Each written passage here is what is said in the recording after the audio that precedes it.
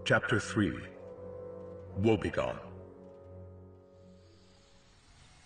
Plagueis' instincts about Baldemnik were correct. The planet's rugged beauty was of a sort that appealed to the hedonistic side of human nature, and would one day draw the wealthiest of that species to bask in the warm light of its primary, tow its pristine sands, swim in its animated waters, and dine on the toothsome fish that filled its vast oceans.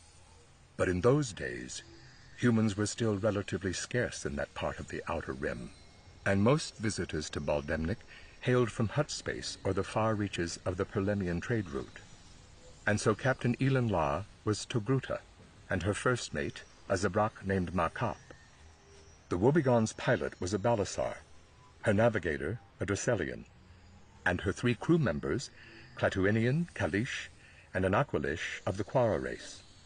Near humans all, to use the term favored at that time in the Corps, where chauvinism had been raised to an art form.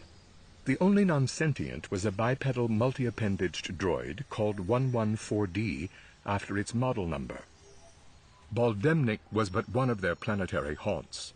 As often as not, they could be spotted on Vestral, Sikkim 4, or Carlix's Folly.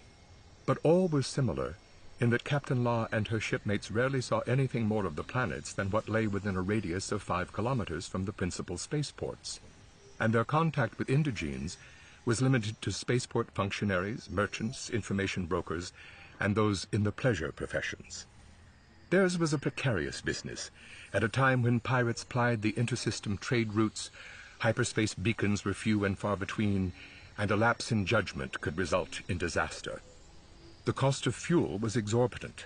Corrupt customs officials had to be bribed, and import-export taxes were subject to change without notice.